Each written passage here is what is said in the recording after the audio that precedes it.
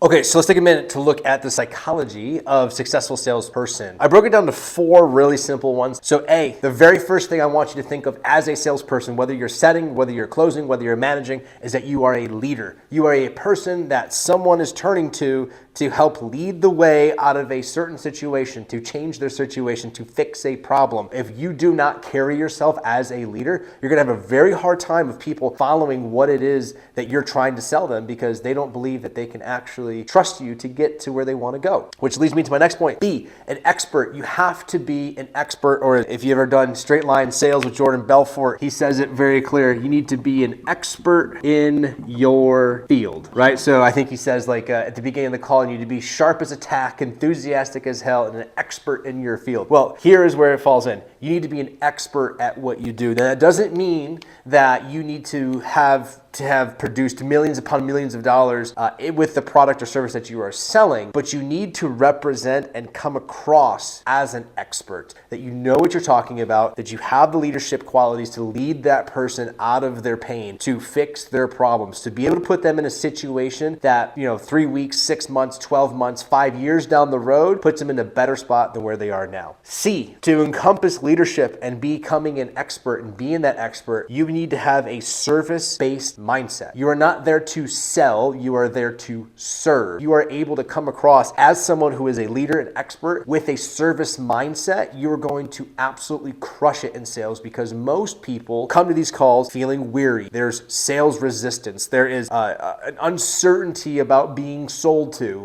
That's why people don't like going to car dealerships, because as soon as you step foot out of your car, people are on you. How can I help you today? It's not service. It's neediness. It's annoying. Let them breathe, right? So if I can come from a point of service, how can I best serve you today? As a leader, as an expert, you're going to completely change the way you approach your sales. So stop trying to sell, start focusing on serving, and watch how many more people actually want to work with you because you're providing that value of service up front. And the last one is certain and confident. So this is one thing that really kind of hit me over the head, and I know it's straightforward, right? Do you have to be confident if you're going to be in sales?